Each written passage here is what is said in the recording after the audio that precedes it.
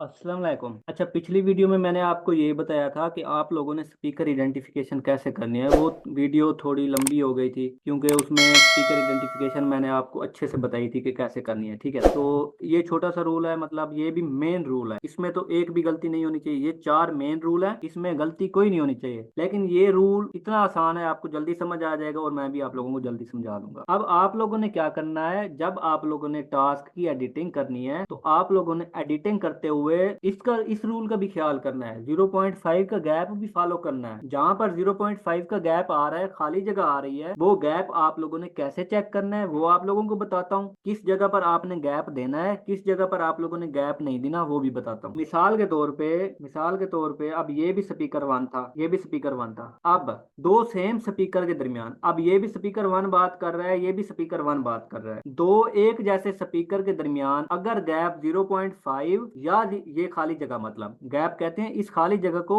जो वॉइस के दरमियान में आ रही होती है, तो 0.5 का गैप इनके दरमियान अगर ज्यादा होगा तो आप लोगों ने गैप गैप देना है। मिसाल के तौर पे अब ये भी स्पीकर वन है, ये भी स्पीकर वन है। स्पीकर आइडेंटिफिकेशन कैसे करनी है वो तो मैंने पिछली वीडियो में बता दी। अब आपको मैं 0.5 का रूल समझा रहा हूँ। मिसाल के तौर पे ये भी स्पीकर वन है और ये भी स्पीकर वन है और इनके दरमियान में ये खाली जगह है, तो हमने कहा है कि 0.5 गैप को भी आप लोगों ने फॉलो करना है। अब 0.5 का गैप आप लोगों ने चेक कैसे करना है, एक शॉर्टकट की है जिसके जरिए आप लोगों ने गैप चेक करना है। आपने क्या करना है, जहां पर पार्ट एंड हो रहा होता है और उसके बाद खाली जगह हो जाती है, तो आपने जहां पर पार्ट वाइस एंड हो रहा है वहां पर पार्ट एंड कर दिया, वहां पर ये आपने कर्सर रख देना है। जैसे ये ब्लू लाइन है ना, इसको कर्सर बोलते हैं। वहां पर आपने कर्सर क्लिक कर दिया जहां पर पार्ट एंड हुआ, जैसे अब मैंने क्लिक कर दिया। अब आपने शॉर्टकट की है, कंट्रोल दबा के रखना है, उसके बाद फुल स्टॉप दबाना है। ये मैंने कंट्रोल दबा के रखा, ये मैंने फुल स्टॉप दबाया, तो ये जो ब्लू कर्सर है ये 0.5 आगे चला गया है, इसने आगे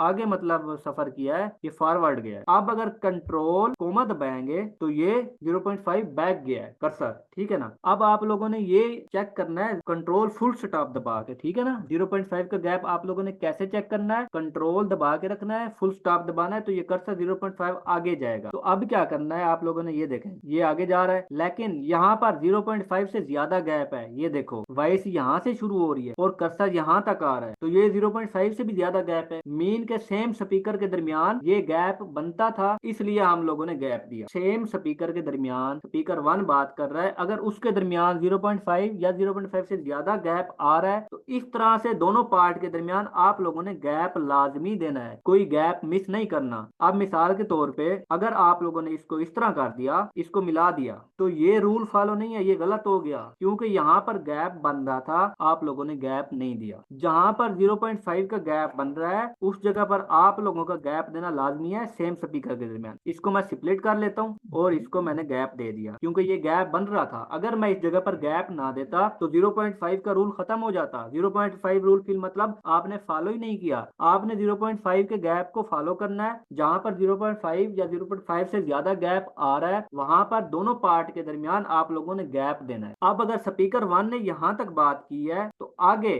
स्पीकर टू स्टार्ट हो गया है, तो आप लोगों ने क्या करना है, यहाँ पर स्पीकर वन एंड कर दिया उसका पार्ट, आगे से आपने न्यू पार्ट बना लिया क्योंकि यहाँ पर स्पीकर थ्री आ गया, या इसको हम स्पीकर टू का नाम दे देते हैं, तो आगे से स्पीकर टू बात करना स्टार्ट हो गया, स्पीकर टू। लेकिन आप लोग कहोगे कि आपने तो बोला था कि गैप देना 0.5 का, लेकिन ये तो गैप नहीं है क्योंकि यहाँ पर कर्सर रख के गैप चेक करते हैं तो ये वॉइस के आगे वॉइस के ऊपर जा रहा है कर्सर, क्योंकि रूल के मुताबिक ये कर्सर गैप चेक करें तो अगली जो वॉइस है उसके ऊपर नहीं जाना चाहिए। अगर उसके ऊपर चला जाएगा तो आप तो कह रहे थे कि वो मतलब गलत हो जाएगा। जिस तरह अब ये अगली वॉइस के ऊपर जा रहा है, ठीक है ना, तो आप कहेंगे इधर तो 0.5 का गैप बनता ही नहीं है क्योंकि ये थोड़ा सा गैप है। अब ये क्या है, डिफरेंट स्पीकर के दरमियान आप लोगों ने गैप को नहीं देखना। अगर यहाँ पर स्पीकर वन बात कर रहा है, आगे से स्पीकर टू टू बात कर रहा है, क्योंकि आपने स्पीकर वन को अलग पार्ट में कवर करना है, स्पीकर टू को अलग पार्ट में कवर करना है। अगर इन दोनों के दरमियान गैप कम भी आ रहा है तो आप लोगों ने पार्ट अलग अलग बनाना है। इस पार्ट को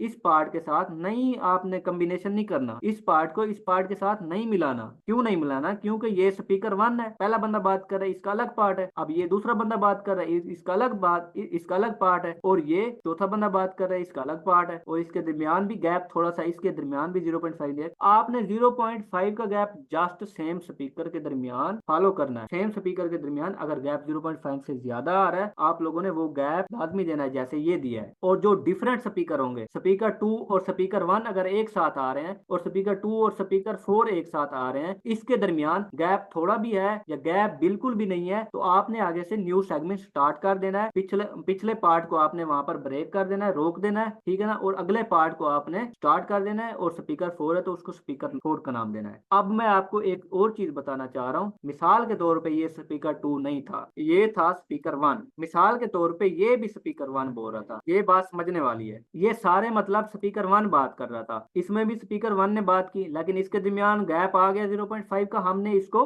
गैप दे दिया। अब इस पार्ट में भी स्पीकर 1 बात कर रहा है पहला बंदा। अब मिसाल के तौर पे इस पार्ट में भी स्पीकर 1 बात कर रहा है पहला बंदा, इस पार्ट में भी स्पीकर 1 बात कर रहा है पहला बंदा। अब ये सेम स्पीकर साथ साथ आ रहे हैं, इधर भी स्पीकर 1 आ रहा है, इधर भी स्पीकर 1 आ रहा है, तो इसके दरमियान तो गैप हमने चेक करना है लाजमी कि 0.5 का है या नहीं है। अब ये भी स्पीकर 1 आ रहा है और ये आगे भी स्पीकर 1 आ रहा है, तो ये गैप भी हमने चेक करना है कि 0.5 का है या नहीं है। सेम स्पीकर के दरमियान आप लोगों ने 0.5 का गैप लाजमी चेक करना है। मैंने आपको बताया डिफरेंट स्पीकर के दरमियान आप लोगों ने गैप चेक नहीं करना, लेकिन ये सेम स्पीकर जैसे आ रहे हैं ना, इसके दरमियान अब मिसाल के तौर पे यहाँ पर वॉइस एंड हुआ है, तो यहाँ पर मैं कर्सर रखूंगा, मैं चेक कर रहा हूँ गैप बनता है या नहीं। गैप बनता ही नहीं है, क्योंकि अगर यहाँ पर आप चेक करेंगे कर्सर आगे वाली वॉइस के ऊपर चला जाएगा। अब वॉइस यहाँ से स्टार्ट हो रहा है, कर्सर यहाँ पर जा रहा है, ठीक है, इसमें स्पीच है, आपको आ रही है ना, ये वॉइस आ रही है इसमें, तो इसके दरमियान गैप नहीं बनता।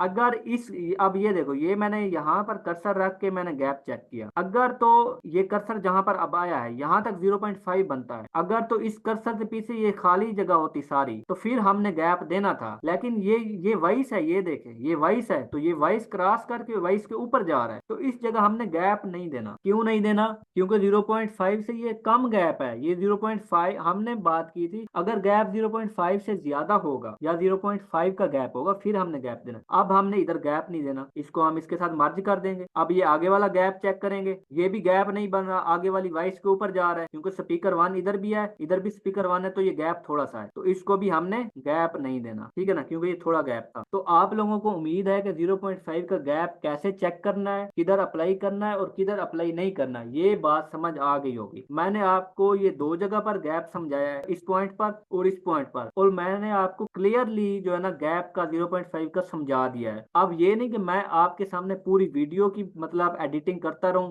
बार बार गैप की। अब ये भी देखे, आगे स्पीकर 1 था, ये गैप नहीं बनता, ठीक है ना, तो ये गैप नहीं देना था। तो अब ये गैप भी 0.5 से कम है क्योंकि मुझे नजर आ रहा है, लेकिन आगे स्पीकर 3 है, आगे बंदा चेंज हो गया है, तो हमने गैप को फिर फॉलो नहीं करना। डिफरेंट स्पीकर के दरमियान हमने सेम स्पीकर का बोला था, हमने सेम स्पीकर के दरमियान गैप चेक करना है। अब इधर से हमने पार्ट न्यू बना दिया और उसको स्पीकर 3 का नाम दे दिया। तो ये आप लोगों को समझ आ गया होगा कि आप लोगों ने 0.5 का गैप कैसे चेक करना है। तो ये जो रूल है ना स्पीकर आइडेंटिफिकेशन का, वो भी आपने पूरी एडिटिंग में, पूरी वीडियो एडिटिंग में, पूरे टास्क में एंड तक 3 मिनट 21 सेकंड तक ऐसे ही फॉलो करते जाना है। स्टार्ट से स्पीकर आइडेंटिफिकेशन भी आपने माइंड में रखनी है, स्टार्ट से वीडियो देख के पार्ट बनाते जाना है, और आपने ये जो 0.5 का गैप है ये भी आपने स्टार्ट से फॉलो करते जाना है। मैं आपको अलग अलग पार्ट इसलिए बना के दे रहा हूँ ताकि आप लोगों को आसानी हो जाए। मिलते हैं अगली वीडियो में। अल्लाह हाफिज।